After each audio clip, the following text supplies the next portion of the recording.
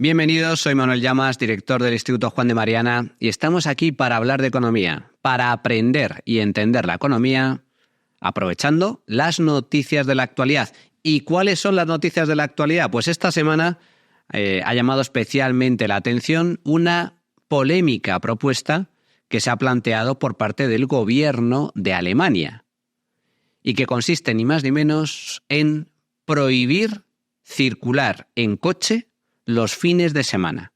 Sí, lo que oís. En Alemania se está planteando la prohibición absoluta y con carácter indefinido de circular durante los fines de semana.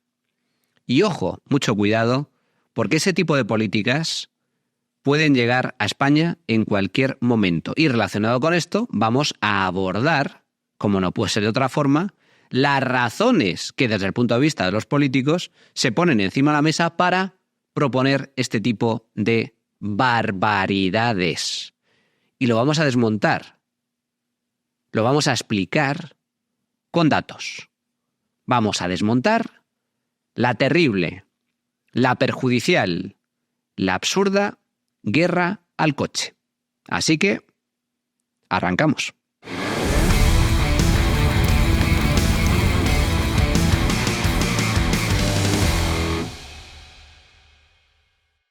Prohibido conducir los fines de semana. Todos vosotros que me estáis escuchando en estos momentos, al escuchar semejante barbaridad os llevaríais las manos a la cabeza, pero esto es lo que se está debatiendo ya en Alemania, por parte de los diferentes partidos políticos y por parte del propio gobierno alemán. Un gobierno que está liderado por el Partido Socialista. ¿Qué pensabais? ¿Que la lucha contra el cambio climático iba a salir gratis? ¿Que la lucha contra el terrible, apocalíptico y demencial calentamiento global no iba a traer consecuencias? ¿Que no os iba a afectar en ningún caso? Nos afecta, y nos afecta en múltiples aspectos de nuestra vida y también de nuestros bolsillos. La lucha contra el calentamiento global, tal y como se ha diseñado por parte de los grandes organismos internacionales y por parte de la inmensa mayoría de estados y de gobiernos del mundo rico, es una catástrofe, es un despropósito. Lo peligroso no es el cambio climático, lo arriesgado no es el calentamiento global, sino las nefastas políticas sandía, verdes por fuera, rojas por dentro, que nos imponen los diferentes gobiernos, me da exactamente igual el color político de los mismos, para combatir ese supuesto calentamiento global. ¿Y por qué? Porque son medidas ineficaces, que no van a servir para nada. Son medidas carísimas que nos van a valer un pastizal y son medidas tremendamente perniciosas y perjudiciales para nuestro bienestar y para nuestro crecimiento futuro. Nos van a costar un ojo de la cara.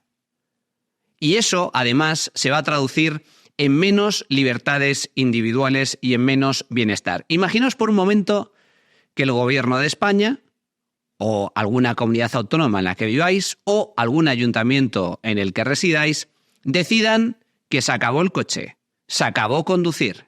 Plantéate cómo eso puede afectar a tu vida, cómo puede afectar a tu día a día, el coste que ello puede suponer no desde el punto de vista económico, sino también en cuanto a la comodidad de poder moverte libremente, cuando quieras, con total libertad, gracias a tu vehículo privado. Estamos hablando de prohibiciones muy peligrosas. Estamos hablando de prohibiciones tremendamente perjudiciales, insisto, tanto para la economía como para nuestras libertades individuales. Y todo ello en base o con la excusa del cambio climático, de la lucha contra el calentamiento global. ¿Qué pensáis? ¿Que esto no puede llegar a España? Cuidado, porque sí, puede llegar a España. Y es un debate que, como digo, ya está instalada en la casta política alemana. Alemania acaba de proponer la posibilidad de restringir el tráfico durante los fines de semana, pero no un poquito, no, sino directamente la prohibición absoluta de poder conducir tu propio vehículo, tu propio coche, los sábados y los domingos. ¿Por qué? Pues para cumplir con las metas de reducciones de CO2 que el propio gobierno alemán ha aprobado y se ha comprometido a alcanzar. Esta es la medida que ha propuesto Alemania para cumplir con los objetivos de emisiones. Y atención, porque esto, que puede parecer una tontería, incluso puede ser impuesto por los tribunales de justicia. Hace pocos días, recordaréis, en un programa previo, comentamos las posibles consecuencias que podría tener una polémica sentencia por parte del Tribunal de Derechos Humanos de la Unión Europea. Si recordáis, este tribunal dio la razón a una asociación de ancianas suizas impulsadas, apoyadas por Greenpeace, los ecologistas, que denunciaron al gobierno suizo porque no había alcanzado los objetivos de reducción de emisiones. Y como no había alcanzado esos objetivos, esta asociación demandó al gobierno suizo ante la justicia. Los tribunales suizos, con toda la razón del mundo, pues rechazaron semejante denuncia, pero esta asociación recurrió a los tribunales, en concreto al Tribunal de Derechos Humanos de la Unión Europea, y este tribunal le dio la razón. Le dio la razón en base a que el no cumplimiento de esos objetivos climáticos podría poner en riesgo tanto el bienestar como la salud e incluso la vida de estas ancianas. Pues bien, en su día, en ese programa también comentamos que esto abriría una puerta, una ventana a que se presentaran todo tipo de denuncias por parte de los grupos ecologistas para exigir a sus respectivos estados, a sus respectivos gobiernos, que cumplan, sea como sea, con los objetivos de reducción de emisiones. Pues bien, esto es justo lo que se está planteando en Alemania. ¿Cuál es el problema? Pues que si estas metas de reducción de emisiones se convierten en metas de obligado cumplimiento, los gobiernos empezarán a hacer o a proponer todo tipo de barbaridades, todo tipo de locuras, por muy ilógicas o surrealistas que suenen, para tratar de alcanzar esos objetivos climáticos. Y eso es precisamente lo que acaba de plantear el ministro de Transportes alemán, Volker Wissing, que le ha enviado una carta a los diferentes líderes de los grupos parlamentarios. Y en esa carta lo que viene a señalar el ministro de Transportes germano es que no se están cumpliendo los objetivos de reducción de emisiones de CO2 en materia de transporte. Los objetivos climáticos, en cuanto a reducción de emisiones, se reparten entre los sectores contaminantes. Uno de ellos es el sector de transportes. Pues bien, en el caso de Alemania no se están cumpliendo esos objetivos de reducción de emisiones, que, según la ley que rige en Alemania, deberían caer del orden de un 65% entre el año 1990 y el año 2030. Estamos en el año 2024 y el ministro de Transportes alemán, a la vista de que no se están logrando las reducciones comprometidas, lo que plantea es, oye, nos quedan 6 años para cumplir con este recorte del 65%, atención, que se dice pronto, de las emisiones de CO2 relacionadas con el transporte y queda muy poco tiempo, no vamos a cumplir y, por lo tanto, en caso de que no cambiemos las reglas de juego, vamos a tener que aplicar medidas drásticas como, por ejemplo, la prohibición de conducir a todos los alemanes y por tiempo indefinido durante los fines de semana.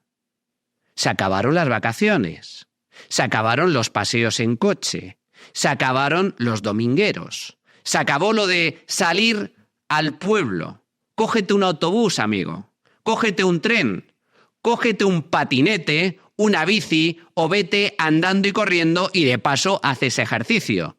Pero no podrás coger tu coche, tu vehículo, tu propiedad privada, tu moto.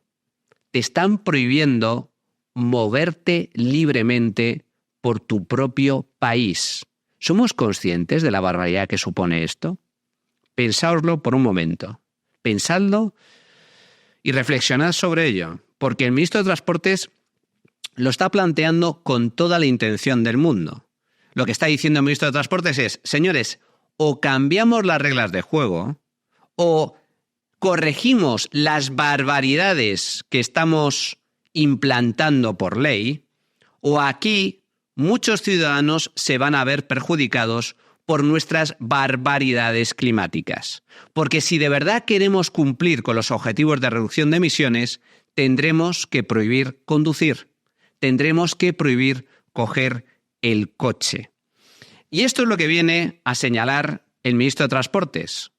Una reflexión para que los políticos debatan entre sí, o cambiamos las reglas de juego, o me veré obligado, yo y mi gobierno, a tener que prohibir conducir los fines de semana, atención, de forma indefinida. Esta es la realidad de las políticas verdes, rojas, nefastas que han implantado en muchos países ricos contra o con la excusa del cambio climático y combatir el calentamiento global. Wissing, que es miembro del Partido Democrático Libre, desde hace tiempo se opone a este tipo de objetivos climáticos, como reducir los límites de velocidad en las autopistas. Y ahora lo que pretende con esta advertencia es presionar al resto de formaciones políticas, concienciar a sus compañeros de gobierno para que cambien la ley, para que se introduzca una enmienda en esta ley climática que rige en Alemania para permitir que las industrias más contaminantes emitan más de lo que está hoy por hoy establecido por ley, siempre y cuando otras industrias, también contaminantes, pues emitan menos CO2 para de esta forma equilibrar la balanza del país. Es decir, lo que plantea Wissing es, vale, nos tenemos que comprometer a una reducción X de las emisiones de CO2 individualizadas por sectores, individualizadas por industrias. La industria pesada alemana, la industria de la energía, sector de la construcción, incluso la agricultura y la ganadería, como hemos visto recientemente con las protestas que han levantado a todo el sector primario europeo en contra de las políticas verdes comunitarias, y también el sector del transporte. Cada una de estas actividades, cada uno de estos sectores económicos tienen que cumplir con una serie de objetivos climáticos de reducción de emisiones. Lo que plantea Wissing es, oigan, vamos a establecer un cómputo global sin necesidad de establecer metas individualizadas por actividades, de tal forma que el sector del transporte, que afecta directamente a la población, pues pueda superar esos límites inicialmente fijados a cambio de que otras actividades o industrias más contaminantes pues hagan un esfuerzo mayor, pero en última instancia no afecten directamente a la población. Es decir, lo que plantea Wissing es alcanzar un objetivo global por país o por sector económico, por economía, de reducción de emisiones, sin necesidad de tener que cumplir actividad por actividad con una serie de metas individualizadas. Pues bien, esto es lo que se está debatiendo ahora mismo en la política alemana y concretamente en el Parlamento alemán. Si las reformas, si este tipo de propuestas que plantea el ministro de Transportes germano no se aprueban en el Parlamento antes del próximo 15 de julio, el Ministerio de Transportes reconoce que se vería obligado a presentar un programa de acción inmediata que garantice el cumplimiento de los niveles anuales de emisiones del sector del transporte hasta el año 2030. Y esto incluye la polémica propuesta de prohibido conducir los fines de semana. Los ecologistas, como no podía ser de otra forma, critican la supresión prevista de los objetivos de emisiones con carácter individual, es decir, distribuidos por sectores, porque temen que un cálculo global oscurezca el impacto de ciertos sectores, especialmente el sector del tráfico, el sector del transporte, que frecuentemente no cumple los objetivos establecidos.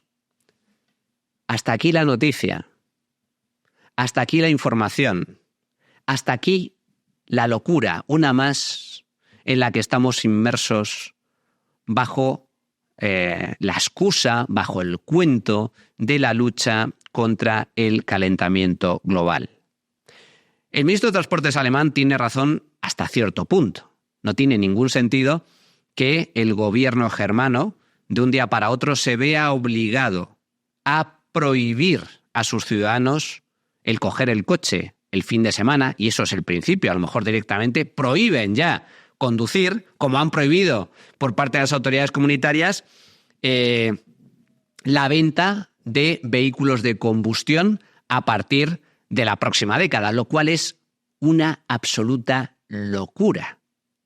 Y en eso, pues hasta cierto punto puede tener razón. Oiga, vamos a poner un poco de orden, que igual nos hemos pasado de frenada. Vamos a intentar reducir las emisiones de CO2, pero de forma global, para no perjudicar de forma tan directa y tan aberrante a nuestros ciudadanos. Pero yo voy más allá. Yo voy mucho más allá. Yo es que directamente estoy en contra de este tipo de límites absurdos a las reducciones de emisiones de CO2 manu militari, por orden del poder estatal, por mandato divino de nuestros queridos políticos. Todas las políticas verdes, sandía, rojiverdes, que se vienen implantando en los últimos años para intentar frenar el calentamiento global, están condenadas al fracaso más absoluto. Incluso partiendo de la base de que existe el cambio climático, e incluso partiendo de la base, aunque es debatida y es cuestionada por múltiples científicos, que la actividad del ser humano tiene un impacto muy sustancial en materia de emisiones de CO2 y que por lo tanto influimos de forma determinante en el calentamiento global, en lo que no estoy para nada de acuerdo es en la estrategia que se están implantando por parte de los diferentes estados para combatir ese supuesto calentamiento global que algunos, especialmente los ecologistas, nos venden como catastrófico, como alarmante, como apocalíptico. No creo en la emergencia climática ni en el apocalipsis climático. El clima a lo largo de la historia ha cambiado en multitud de ocasiones y el ser humano y el resto de la naturaleza, si algo han demostrado, es su enorme capacidad de adaptación. Pero sobre todo, incluso partiendo de esa base, incluso partiendo de que el ser humano desempeña un papel relevante, determinante en el calentamiento global a través de las emisiones de CO2, derivadas o producidas por el hombre, incluso en ese supuesto, lo que no tiene sentido son este tipo de políticas socialistas, comunistas, intervencionistas que nos llevan directamente a la pobreza, directamente al pasado, directamente a una sin razón desde todos los puntos de vista, porque pueden ser muchísimo más perjudiciales que el propio calentamiento global. Ni hay apocalipsis climático, ni hay emergencia climática, ni el mundo se va a acabar mañana, pero sobre todo, y muy especialmente, ninguna de estas propuestas o políticas socialistoides, comunistoides, van a resolver el problema. La solución es otra. Es el capitalismo, es la innovación, es la creatividad.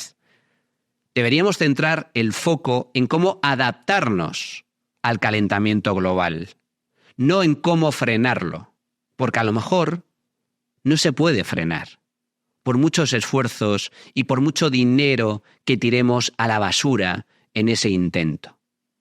Bueno, para hablar de esto en profundidad, de esta propuesta que se está barajando en Alemania y sus posibles consecuencias, hoy contamos con un experto, un gran conocedor en la materia, que paso a presentar a continuación. Bueno, pues para hablar de este tema polémico, pero desde luego interesante, aunque por otro lado aberrante, es que nos prohíban, que nos quieren prohibir conducir libremente nuestros coches. Cuidado, ¿eh? Bueno, pues como digo, para hablar de esto y de sus posibles consecuencias, tengo el inmenso honor, el inmenso placer de poder saludar a Pablo Losada. Pablo Losada es ingeniero y profesor de energía y medio ambiente en la Universidad Francisco Marroquín. En concreto, da clases en el máster en Economía Medioambiental de la Universidad Francisco Marroquín y es uno de los grandes conocedores sobre, pues estas perjudiciales políticas climáticas que se están poniendo en marcha por parte de diferentes gobiernos. Y la primera pregunta es obligada. Pablo, ¿tienen sentido los objetivos climáticos de reducción de emisiones de CO2? ¿Servirán, como dicen algunos, para frenar el calentamiento global? Bueno, teóricamente sí, el calentamiento global está provocado por el incremento de las concentraciones de gases de efecto invernadero en la atmósfera. El reducir las emisiones de gases de efecto invernadero a la atmósfera debería limitar o reducir el futuro calentamiento que pueda presentarse. La pregunta no es exactamente si tiene sentido fijarse o no objetivos, sino si los objetivos que ya se han fijado son objetivos verosímiles, cumplibles y si lo son con un coste social, político y económico aceptable. Y, por ejemplo, si miramos a Alemania y lo que está pasando durante las últimas semanas, donde hay un amplio debate porque el ministro de Transporte alemán ha planteado que o bien se reducen los objetivos o se suavizan los objetivos de reducción de emisiones de su ministerio en lo que tocante al transporte, o se va a ver obligado a forzar a que los alemanes, por ejemplo, no puedan conducir durante un periodo de tiempo no definido y largo los fines de semana, porque es la única forma de reducir lo suficiente las emisiones de transporte, y la ley climática alemana aprobada en el año 2019 establece no solamente objetivos de reducción de emisiones anuales para toda Alemania, sino para los distintos departamentos alemanes, el de industria, el de transporte, el de energía, etc. Y la única forma que ve este ministro, si no se suavizan esos objetivos de reducir las emisiones de CO2 asociadas al transporte, es medidas draconianas tipo prohibir el tráfico. Alemania quiere prohibir conducir los fines de semana para cumplir con estos objetivos. Desde tu punto de vista, Pablo, ¿qué consecuencias podría tener este tipo de políticas, este tipo de restricciones, de prohibiciones a nivel económico, a nivel social, pero aún más importante, a nivel moral, a nivel de derechos y libertades individuales? Yo creo que, en primer lugar, contaría con una contestación social muy importante, porque una cosa es plantear en abstracto, que los gobiernos planteen en abstracto que hay que reducir las emisiones de CO2 porque estamos en un contexto de crisis o de emergencia climática, y otra cosa es que el ciudadano vea realmente en qué le impacta eso. Y el problema es que la realidad es muy dura, Manuel. Y hoy el 80% de la energía primaria que se consume en el mundo es de origen fósil. En países como los europeos, ya con una descarbonización tremendamente avanzada, hablamos del 70-75%.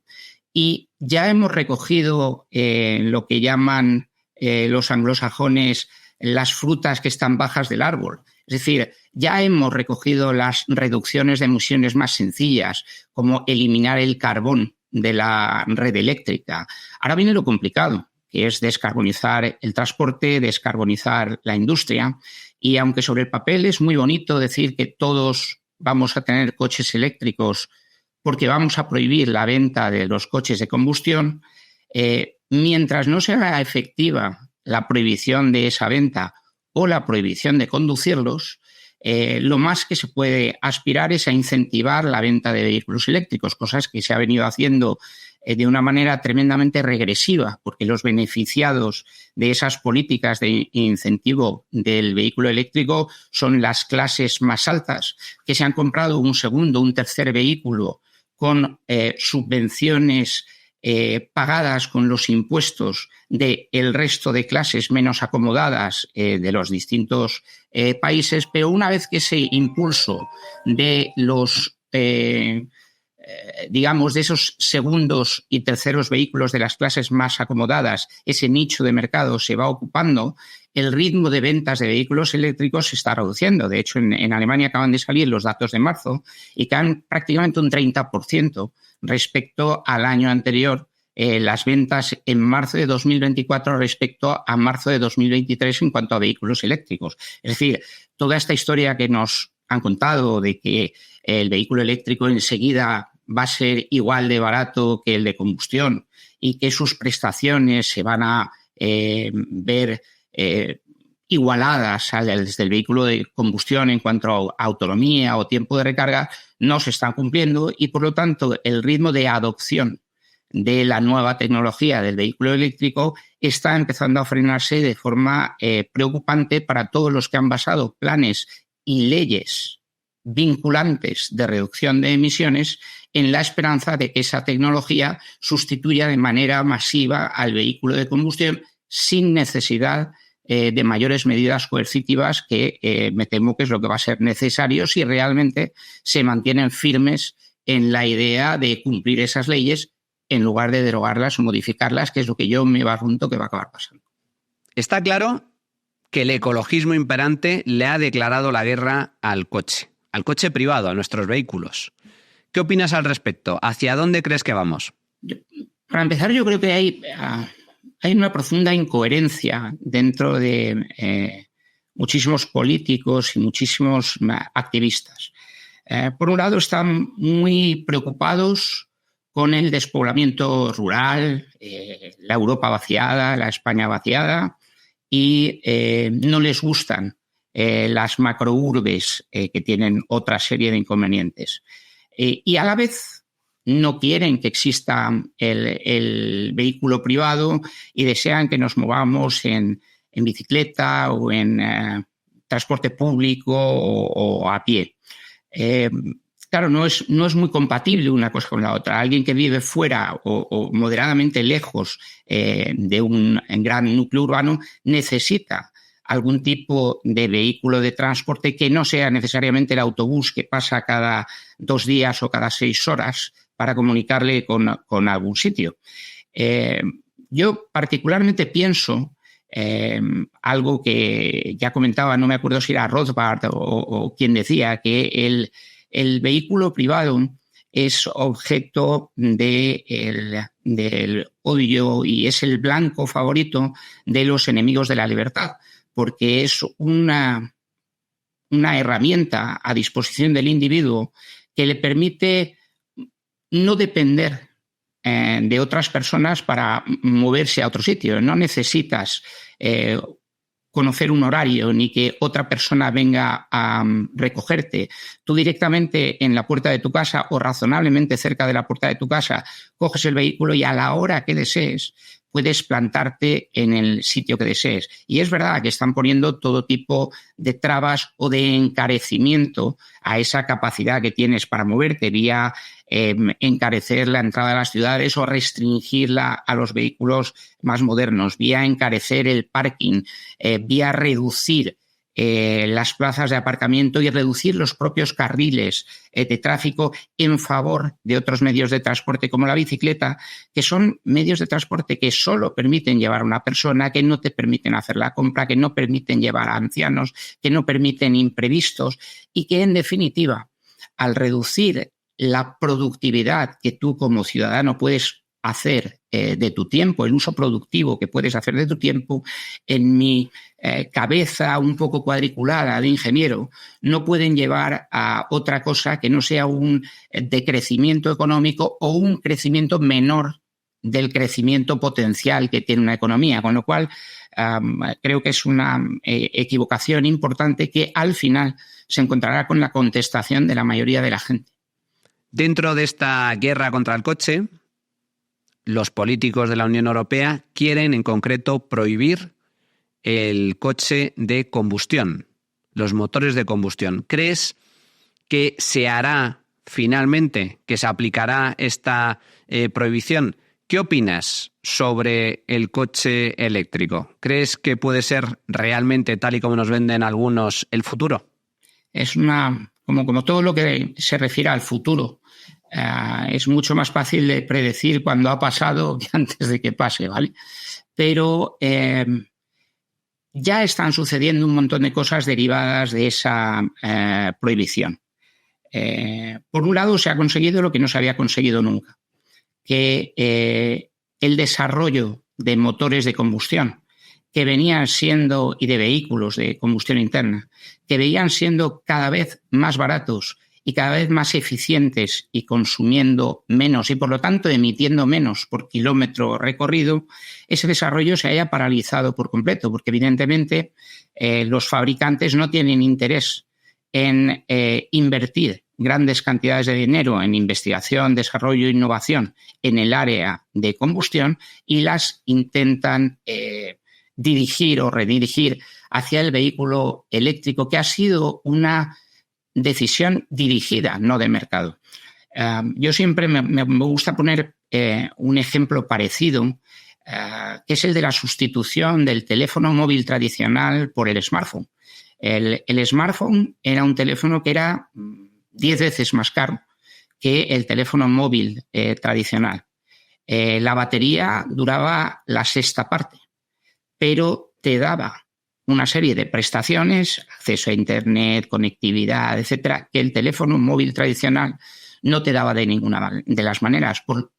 Y por ello, sin necesidad de ningún tipo de prohibición ni de incentivo, se produjo la típica curva en S de adopción de una nueva tecnología, que sucede cuando una tecnología realmente disruptiva viene, se produjo sin necesidad de que nadie la forzase.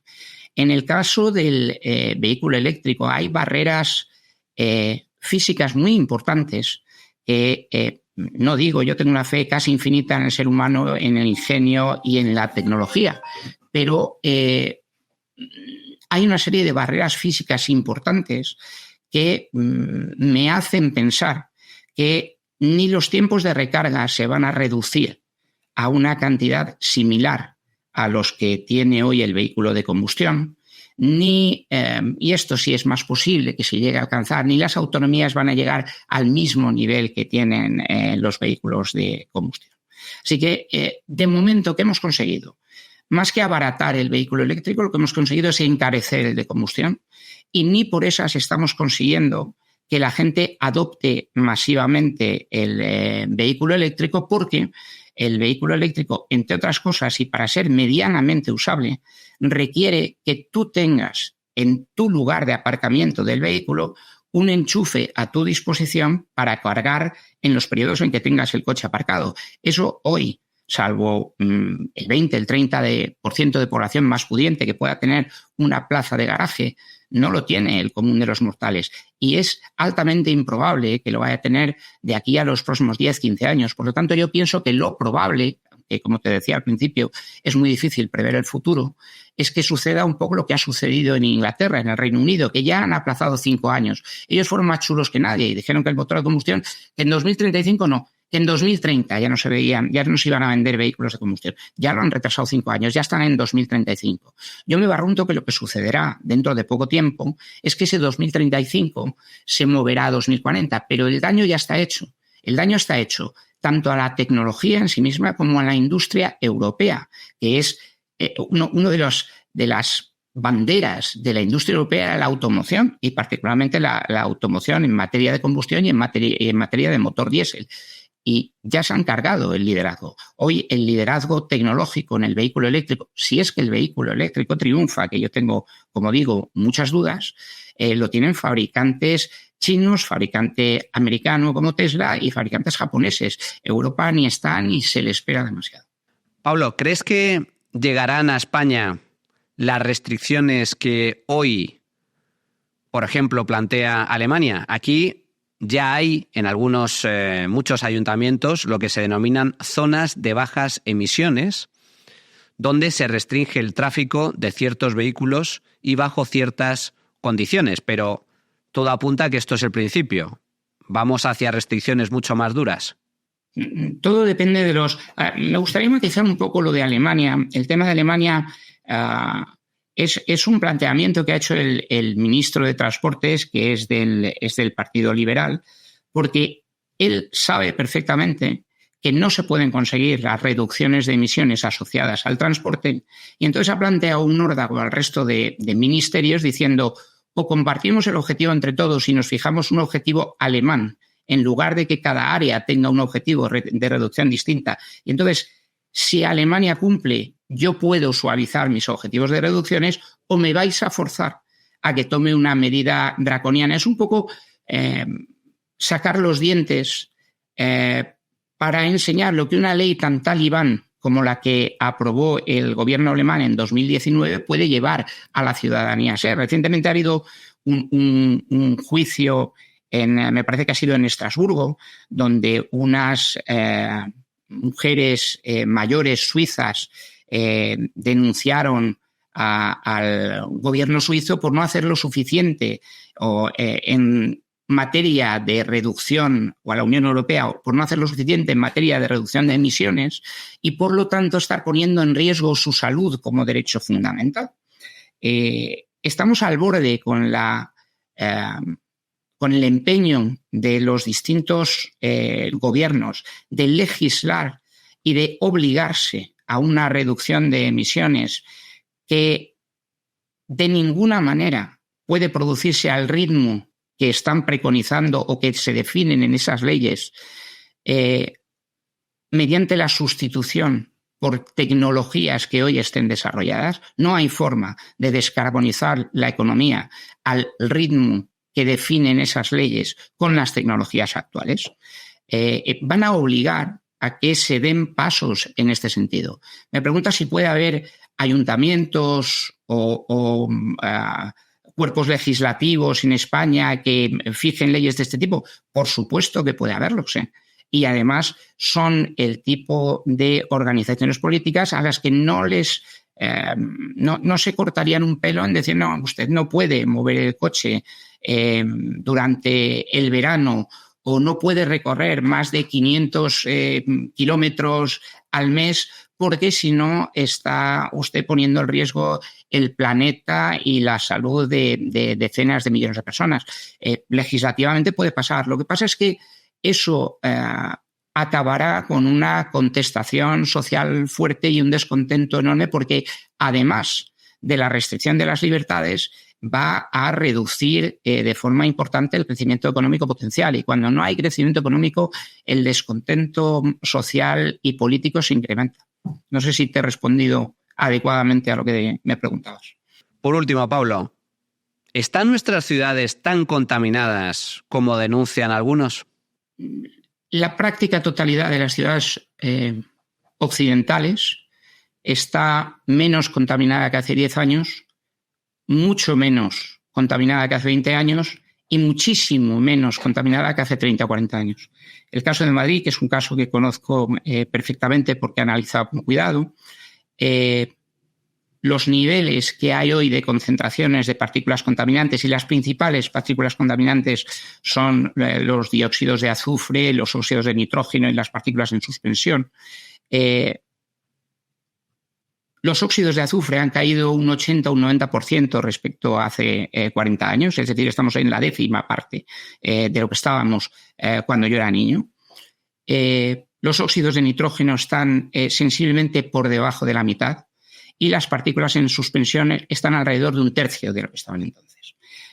Me dices, ¿es mejor que estuvieran en niveles más bajos? Y yo te digo, depende. ¿A qué coste? Es decir, si con la misma capacidad de moverte por la ciudad, con la misma productividad en términos de capacidad de hacer cosas en el mismo tiempo y al mismo coste, puedes tener una atmósfera completamente limpia de sustancias contaminantes, entonces maravilloso, miel sobre hojuelas. El problema es que el ceteris paribus es una cosa que existe en los libros de textos, pero en la realidad muy mal. Es decir, eso de que cuando tú cambias un parámetro, los demás permanecen constantes, no sucede prácticamente nunca en la realidad. Y me gustaría hacerte, al hilo de esto de la contaminación y de los años de vida que quita y demás, un par de reflexiones. Primero, dentro de un país o una región, típicamente las mayores esperanzas de vida están en las regiones más contaminadas. Si tomamos la Unión Europea, las 3 regiones con mayores esperanzas de vida y desde luego dentro de sus países son Madrid en España y en la Unión Europea, seguido de cerca por l'Île-de-France, que es la zona de París en Francia, y la zona de Milán en Italia, que son 3 zonas tremendamente contaminadas y sin embargo tienen las mayores esperanzas de vida. ¿Por qué? Porque lo que produce la contaminación atmosférica es el desarrollo económico. Es los coches, es los hospitales funcionando, son las calefacciones funcionando, es la capacidad de que una ambulancia te lleve a un hospital en 5 minutos. En la campiña de Teruel, posiblemente el aire está bastante más contaminado que en Madrid, pero la capacidad de atender una emergencia o de satisfacer las necesidades sanitarias en general es muy inferior a la que puedes tener en una ciudad como en Madrid. Y esto es aplicable prácticamente a todas las regiones del mundo. Una de las ciudades más contaminadas del mundo es Delhi, en la India. Y sin embargo, la región de Delhi es la región con mayor esperanza de vida o la segunda de la India. Lo mismo exactamente sucede en Pakistán. Hay una de las ciudades con mayor contaminación del mundo. Y sin embargo, la esperanza de vida es 7 años u 8 años superior a la media de la esperanza de vida en Pakistán. Porque siempre se nos olvida que las cosas hay que medirlas en efectos netos. Y la contaminación es mala. Pero el desarrollo económico que produce la contaminación es extremadamente bueno y compensa de sobra los efectos negativos de esa contaminación. Bueno, pues hasta aquí la opinión, el análisis de Pablo Losada, que como digo es ingeniero, profesor de la Universidad Francisco Marroquín y uno de los grandes conocedores de las consecuencias de las políticas climáticas que se están llevando a cabo. Esto es lo que hay, señores. Esto es lo que hay. El cambio climático, la lucha contra el cambio climático, no va a salir gratis. Nos va a salir enormemente cara. Y todo apunta a que además va a resultar tremendamente ineficaz para lograr los objetivos pretendidos, que no son ni más ni menos que reducir las emisiones de CO2 procedentes de la actividad humana con el fin de frenar el calentamiento global. Insisto, aquí hay mucho debate científico, pero yendo a la cuestión económica, yendo a la cuestión de si estas políticas van a resultar o no eficaces, todo apunta a que no. No van a resolver el problema del calentamiento global. Y lo terrible de ello, lo más perjudicial, lo más grave, lo más alarmante, es que no solo van a resultar tremendamente caras para nuestros bolsillos, sino terriblemente perjudiciales para nuestra economía y, aún más importante, para nuestra libertad. Bueno, pues esta propuesta que se está batiendo ahora en Alemania, esta locura de prohibir coger el coche los fines de semana, forma parte de una estrategia mucho mayor.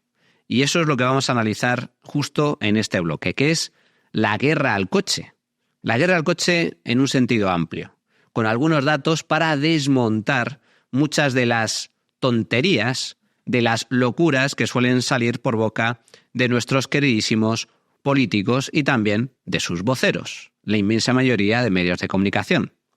Lo cierto es que la guerra al coche es un cuento y es un suicidio, desde todos los puntos de vista.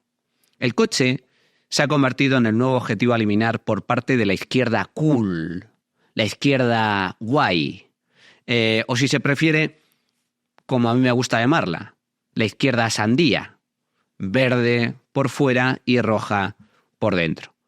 Cuidado, y esto es importante, con independencia de los partidos políticos y de las siglas, porque aquí hay sandías por todos lados, a izquierda y a derecha.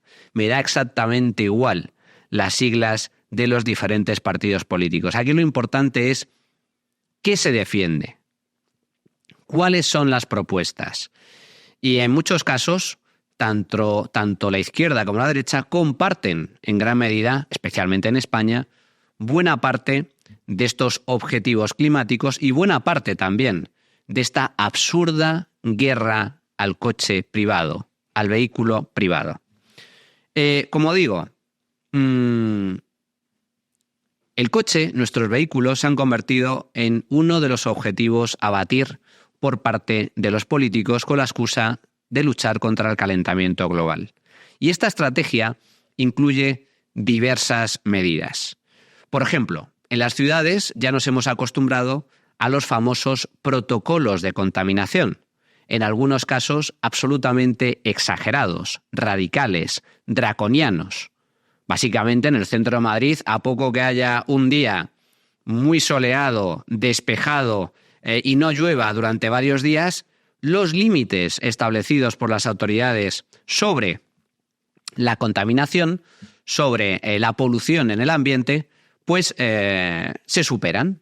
Y como consecuencia de ello se aplican restricciones al tráfico rodado. Te impiden, te prohíben circular por el centro de la ciudad.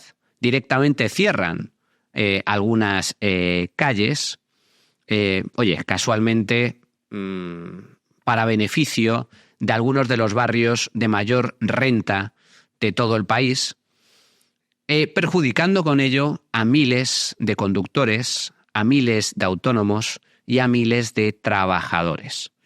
Eso por un lado, pero luego también tenemos restricciones a la circulación por el centro de las ciudades. Tenemos también la prohibición de los vehículos diésel o el encarecimiento de la gasolina diésel para desincentivar su uso, cuando hace apenas unos años el diésel era recomendado por los políticos porque en teoría era menos contaminante. Bueno, pues ahora sucede lo contrario. Ahora es el objetivo a batir. Hay que encarecer el diésel, hay que restringir la venta de vehículos diésel porque en teoría también es perjudicial para el medio ambiente, es perjudicial para el calentamiento global. Estamos hablando de que las autoridades comunitarias han decretado ya la prohibición de vender coches de combustión. Quiero que os paréis mínimamente a reflexionar lo que supone esto. Empezando por la industria petrolífera y por la industria de la automoción. La evolución humana, si por algo se ha caracterizado, es por la creatividad, por la innovación. El ser humano tiene algo que es innato, natural, que es la creatividad. Esto es lo que nos diferencia del resto de seres vivos sobre el planeta. Y si algo hemos demostrado es nuestra inmensa capacidad para innovar, con el fin de adaptarnos a las circunstancias. El hecho de que desde los gobiernos, y concretamente desde la Unión Europea, se prohíba vender coches de combustión, va mucho más allá de la mera prohibición. Lo que eso significa es parar en seco todas las mejoras, todas las innovaciones que se estaban desarrollando o que se podrían desarrollar en el futuro en materia de combustibles y en materia de motores. Durante las últimas décadas solo hay que ver cómo han evolucionado los vehículos. Nuestros coches en la actualidad no solo son muchísimo más seguros que hace años. Si hay menos fallecidos en la carretera, es básicamente por dos motivos. Y nada tiene que ver con los límites de velocidad, ni con las campañas de miedo por parte de la Dirección General de Tráfico o por prohibiciones desde todo punto de vista. Es decir, poco tiene que ver con las regulaciones estatales y sí mucho con las innovaciones y mejoras del mercado. Si hoy en día, a pesar de que hay muchos más coches en la carretera, a pesar de que hay muchos más viajes, porque viajamos más, porque nos vamos más de vacaciones, porque tenemos más dinero y somos más ricos, porque nos da la real gana. Si hoy hay menos fallecidos en las carreteras que hace 3 o 4 décadas atrás, a pesar, insisto, de que viajamos más, no es por obra y gracia del Estado, ni de los políticos, sino por obra y gracia del mercado. Porque los coches que tenemos ahora son mucho más seguros. Porque ahora cuando tenemos un accidente, las medidas de seguridad de nuestros vehículos son muchísimo más eficaces. Bueno, pues lo mismo se puede aplicar al ámbito del consumo de combustible. Los motores también han evolucionado de forma brutal en las últimas décadas. Los combustibles son mucho más ecológicos. Hay hasta petroleras que ya venden combustible renovable, procedente de aceites reciclados, sin necesidad de que provengan directamente del petróleo, sino que es a través de reciclaje. Eso por un lado. Y luego, por otro lado, lo que es el consumo en sí del motor. Nuestros motores de combustión consumen muchísima menos gasolina, mucho menos combustible que modelos del pasado. Pues bien, todo eso se ha frenado. Todo eso se ha frenado. Lógicamente, si tú eres una empresa, no se te va a ocurrir, no se te va a pasar ni por la cabeza innovar o mejorar motores de combustión cuya venta se va a prohibir a partir de una determinada fecha en Europa y en otras partes del mundo. Se acabó la innovación. No tiene sentido. Ya no es rentable investigar para mejorar la eficiencia de los motores de combustión. Al igual que las petroleras, lógicamente, frenan la inversión y la innovación en combustibles renovables que podrían tener pues un efecto muy positivo no solo para nuestros bolsillos, sino también para el medio ambiente. Lo trágico, la verdadera tragedia de que los estados determinen cuál es la solución a un determinado problema medioambiental como es el calentamiento global, es que los políticos, y solo tenéis que escuchar las noticias y ver los telediarios mínimamente todos los días, no tienen ni pajolera idea de lo que hablan.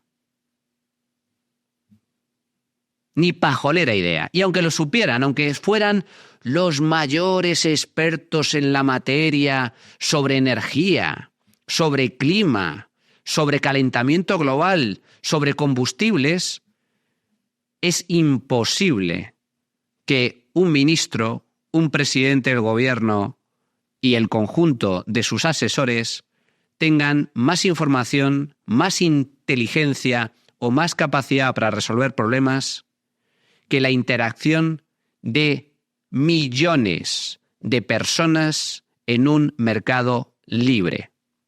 Es la fatal arrogancia de un autor de la economía de la escuela austriaca, Friedrich Hayek, que fue premio Nobel de Economía y que precisamente señalaba eso, la fatal arrogancia de los estados y de los políticos para imponer soluciones de forma unilateral sin tener en ningún caso la capacidad que ofrece el mercado para solventar esos problemas. Porque el mercado consiste en la interacción constante y continuada de millones de personas con objetivos y con capacidades diferentes, interactuando entre sí. Eso que es una inteligencia colectiva, es una inteligencia social, supera en todo a cualquier inteligencia individual, por muy alta que sea. Y esa es la imposibilidad, una de las claves de la imposibilidad del socialismo. Ningún Estado, ningún político, ningún gobernante puede decir de forma unilateral cuál es la solución a seguir. La única solución factible, eficaz, se encontrará gracias al mercado. Por eso, cuando desde los gobiernos te dicen no, es que la solución al cambio climático es el coche eléctrico. Y por eso tenemos que prohibir los coches de combustión. No, es que la única solución al calentamiento global es la reducción de emisiones de forma unilateral mediante el cumplimiento de objetivos concretos en materia de energía, en materia de transporte, en materia de aviación. Mentira. Cuentos chinos. No, esa es la gran tragedia. La solución en ningún caso va a provenir del Estado, va a provenir del mercado. Y esto se ve claramente en la guerra del coche.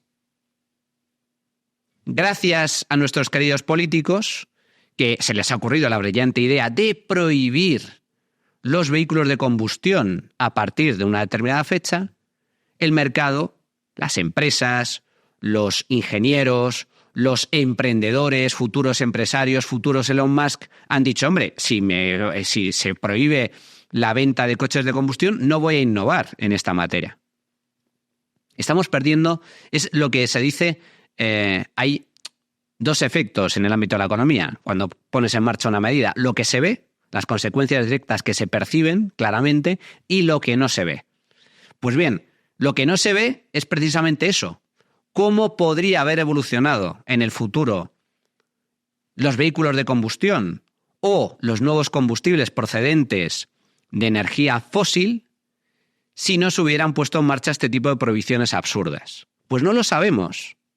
No lo sabemos. Es que a lo mejor dentro de 5 años alguien, o una empresa, o un genio, inventa un motor que con apenas unas gotas de combustible te permite una autonomía de 1000 kilómetros. Claro, es que no sabemos por dónde puede derivar la innovación procedente del mercado. Pero si el Estado te prohíbe innovar en esa materia, pues ya no hay ninguna posibilidad. Pues bien, como digo, este tipo de medidas están relacionadas con la guerra al coche. Y la última es la que comentábamos anteriormente, ya directamente prohibido circular los fines de semana de forma indefinida. Pues bien, ¿cuáles son las razones que plantean los políticos para establecer estas medidas draconianas de guerra al coche? Básicamente son dos. En primer lugar, los políticos dicen que los coches contaminan mucho, especialmente en las grandes ciudades, y que esa contaminación causa, en el caso de España, entre 10.000 y 40.000 vidas al año, según diversas estimaciones. Es decir, la contaminación atmosférica procedente fundamentalmente del tráfico rodado en las grandes ciudades cuesta del orden de hasta 40.000 vidas en España, única y exclusivamente en España. Y la segunda razón, los detractores del coche también afirman que los vehículos, el transporte a través de vehículos privados, es uno de los máximos responsables de la emisión de CO2 y, por tanto, contribuyen de forma determinante al catastrófico calentamiento global que, según los ecologistas, padece el planeta y nos va a llevar a la tumba dentro de 70 años. Mentira.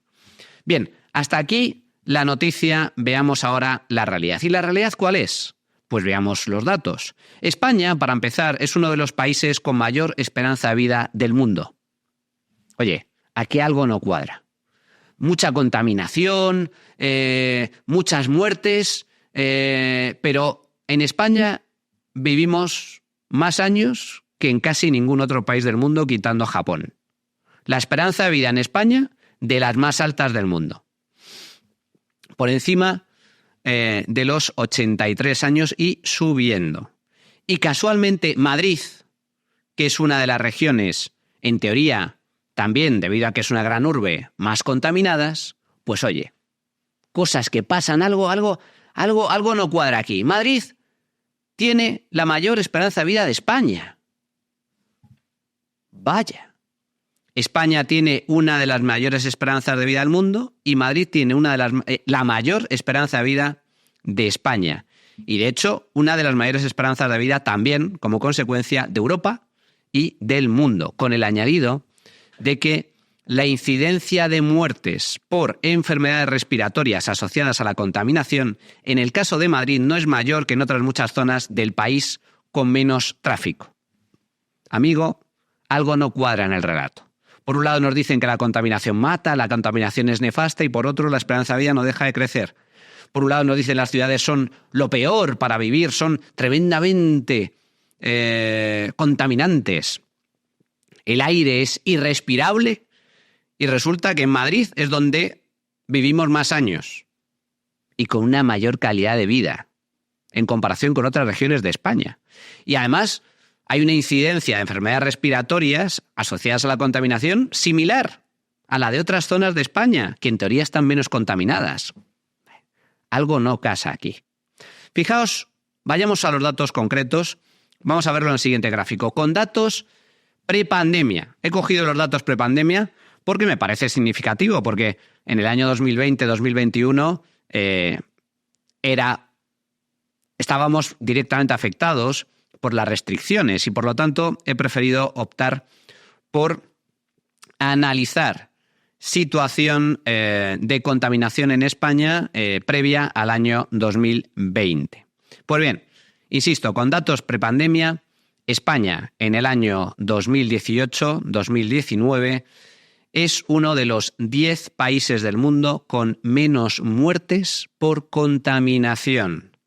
Apenas 7 fallecidos por cada 100.000 habitantes, lo que hace un total de poco más de 3.000 fallecidos al año. Estos son datos oficiales de fuentes internacionales, de distintas fuentes. Un estudio específico que se publicó en el año 2018 y que arroja estos resultados. España es uno de los países con menor incidencia de muertes por contaminación del mundo.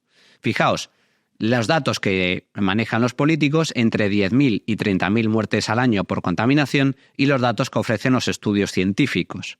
3.000 muertes al año por contaminación. Este dato es 10 veces menos, por lo tanto, que las exageradas cifras aireadas por algunos políticos. Segundo gráfico a tener en cuenta, España tiene uno de los aires más limpios del mundo. España es, el aire en España se encuentra en el top 10 de países con menos polución. Una de las sustancias más nocivas es el denominado PM2.5, que hace referencia a las partículas contaminantes en suspensión más pequeñas y por lo tanto más dañinas, puesto que se te meten directamente en el pulmón.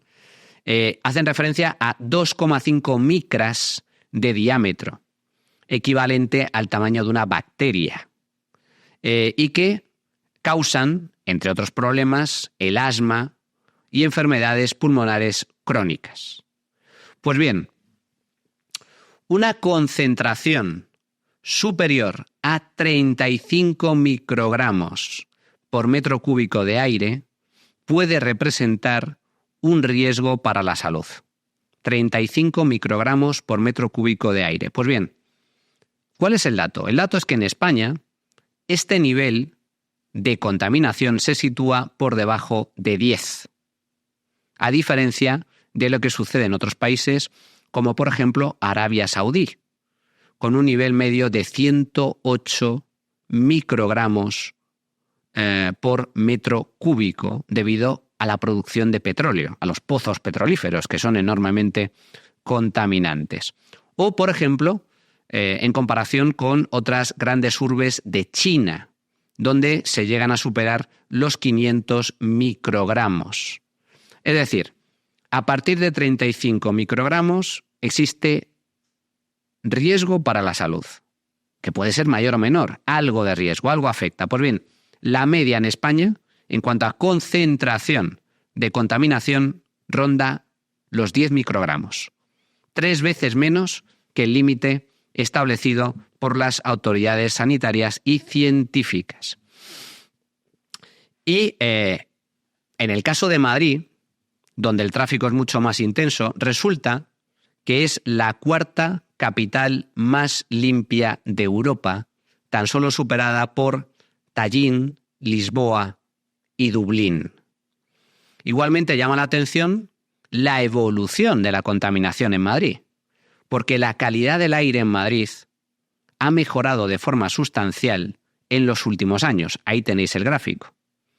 Esa es la variación de la concentración de esas partículas contaminantes en el aire que respiramos en Madrid desde el año 2007 hasta el año 2016-2017.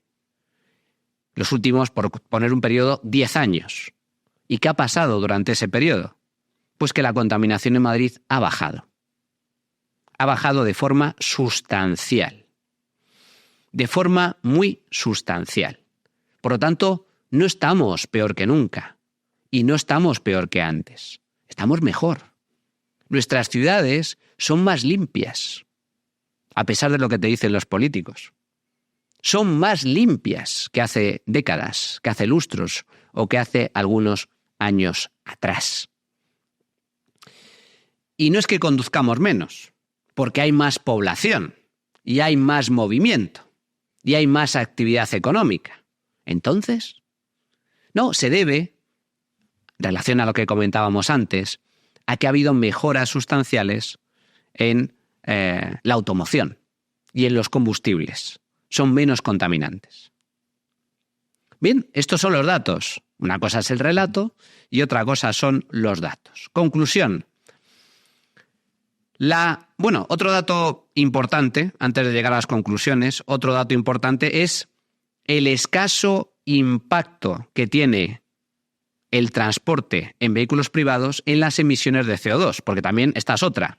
Nos venden que el transporte por carretera es lo peor para el medio ambiente, lo peor para el calentamiento global. Bien, veamos cuál es el impacto real.